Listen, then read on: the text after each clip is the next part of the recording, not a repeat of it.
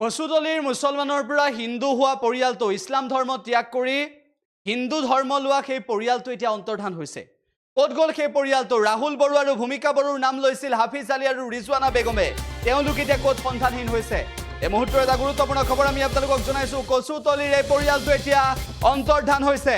কচুতলিৰ এই পৰিয়ালটোৱে ইছলাম ধৰ্ম ত্যাগ কৰি হিন্দু ধৰ্ম লোৱাৰ পিছত এই পৰিয়ালটো এতিয়া অন্তৰ্ধান হৈছে। ইয়াৰ পিছতে প্ৰতিক্ৰিয়া ব্যক্ত কৰিছে বিভিন্ন পক্ষই। অসুৰক্ষিত অনুভৱ কৰি এই পৰিয়ালটোৱে এতিয়া এই স্থানৰ পৰা আঁতৰি আহিছে আৰু ক'ত গৈছে সেই সন্দৰ্ভতো বিভিন্ন পক্ষই প্ৰশ্ন উত্থাপন কৰিছে। সত্যৰঞ্জন বৰাই এই সন্দৰ্ভত মুখ খুলিছে। আমি এই মুহূৰ্তত জনাব বিচাৰিছোঁ সত্যৰঞ্জন বৰা শেহতীয়াভাৱে উপস্থিত হৈছিল সেই স্থানত আৰু কচুতলিৰ যিটো পৰিয়াল এতিয়া অন্তৰ্ধান হৈছে। সত্যৰঞ্জন বৰাই এই সকলোবোৰ সন্দৰ্ভত মন্তব্য কৰিছে। কেৱল ইমানেই নহয়, প্ৰত্যাৱৰ্তনৰ নেতৃত্ব লোৱা সদস্যসকলে কিয় দম্পতীহালৰ ঠিকনা দিয়া নাই এই সন্দৰ্ভত প্ৰশ্ন কৰিছে। আৰু শেহতীয়াভাৱে বিশ্ব হিন্দু পৰিষদ RSS আৰু বজৰং দলৰ নেতৃত্বত হিন্দু ধৰ্ম লোৱা এই পৰিয়ালটো এতিয়া ক'ত লুকাই আছে, এই পৰিয়ালটো ক'ত অন্তৰ্ধান হৈছে, পৰিয়ালটো কাৰ হেঁচাত পৰি লুকাই থাকিবলৈ বাধ্য হৈছে, এই সকলোবোৰ ন তথ্য পোহৰলৈ আহিছে। আমি এই মুহূৰ্তত জনাবলৈ চেষ্টা কৰিছোঁ যে শেহতীয়াভাৱে সত্যৰঞ্জন বৰাই এই সন্দৰ্ভত মন্তব্য কৰিছে। কি মন্তব্য কৰিছে আমি শুনাব বিচাৰিছোঁ। এই পৰিয়ালটো অন্তৰ্ধান হোৱাক লৈ ক্ষোভিত হৈ পৰিছে সত্যৰঞ্জন বৰা। চাওক, আজি সোণাপুৰ ক্ষেত্ৰী এই বৃহৎ এৰিয়াটোত আমি মাজে মাজে ঘূৰি ফুৰোঁ। তেনেকৈ জাতীয় সত্তা আৰু ভাৰতীয় চেতনা জাগৰণ যাত্ৰা এটা আমাৰ আৰম্ভ হৈছে। তো এইধৰণে আহি আজি আমি ইয়াত মা কামাখ্যা দেৱালয় যি আছে ক্ষেত্ৰীত, আমি দেৱালয় দৰ্শন কৰিলোঁ। তাৰপিছত ৰণচণ্ডী পীঠ আছে আপোনালোকৰ ইয়াতে, আমি জনা নাছিলোঁ আগতে, সেয়া দৰ্শন কৰি আহিলোঁ। আৰু অকণমান আগলৈ গৈ পেলাই এইখিনি দৰ্শন কৰি আহি তাৰপিছত খুব ভাল লাগিলে যে আমাৰ মাজলৈ এটি নতুন পৰিয়াল আহিছে, মুছলমান পৰিয়াল। আৰু তেওঁলোকক কেন্দ্ৰ কৰি বিশ্ব হিন্দু পৰিষদৰ নেতৃত্বত তেওঁলোকক সনাতন ধৰ্মলৈ প্ৰত্যাৱৰ্তন কৰোৱা হৈছিলে। কিন্তু তাৰ পিছতেই তেওঁ বড়ো উপাধি দিয়াক লৈ পেলাই অকণমান বেমেজালিৰ সৃষ্টি হ'ল। সেইটো তেওঁলোকে নজনাৰ কাৰণে, যিসকলে ইয়াত দায়িত্ব লৈছিলে তেওঁলোকে নজনাৰ কাৰণে, আৰু তেওঁলোকে হয়তো জনা বিজ্ঞজনৰ লগত আলোচনা কৰি ল'ব লাগিছিলে, নকৰাৰ কাৰণে এই সমস্যাটো হ'ল। বাৰু যি নহওক, সেইটো বিষয় লৈ পেলাই আমি ট্ৰাইবেল সংঘৰ যিসকল ব্যক্তি আছিলে তেওঁলোকৰ লগতো আমি মত বিনিময় কৰিলোঁ। তেওঁলোকে ক'লে যে এতিয়া আৰু তেওঁলোকৰ কোনো কথা নাই, যিহেতু আয়োজকসকলে ইতিমধ্যে ক্ষমা খুজিছে বুলি কৈছে। আৰু ভুক্তভোগী নহয়, আচলতে কি, সেই দম্পতীহালেও যিহালে প্ৰত্যাৱৰ্তন কৰিছে সনাতনলৈ তেওঁলোকেও ক্ষমা খুজিছে।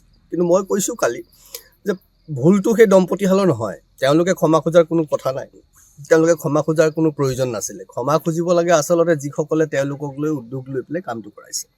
এতিয়া কথাটো হ'ল, ট্ৰাইবেল সংঘৰ বিষয়ববীয়াসকলৰ লগত কথা বতৰা পাতি আমি বোলো পৰিয়ালটোৰ লগত লগ পাওঁ।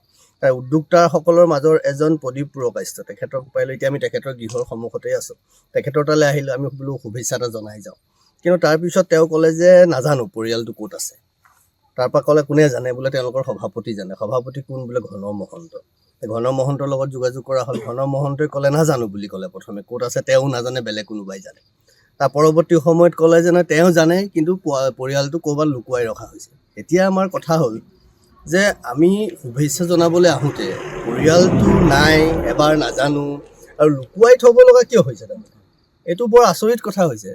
আমি গৌৰৱেৰে সনাতনলৈ ঘূৰি আহিছে, আমি শুভেচ্ছা জনাব খুজিছোঁ, তেওঁলোকক লুকুৱাই থ'ব লগা পৰিৱেশ হৈছে। আৰু আজি দেখিছোঁ দিনৰ ভাগতো ইয়াত পুলিচৰ পৰা আৰম্ভ কৰি DCP CCP কোনোবা সেই বিষয়টো ইমান তেনেকুৱা হ'ব লগা কি হ'ল? ইয়াত কিবা কথা আছে নেকি?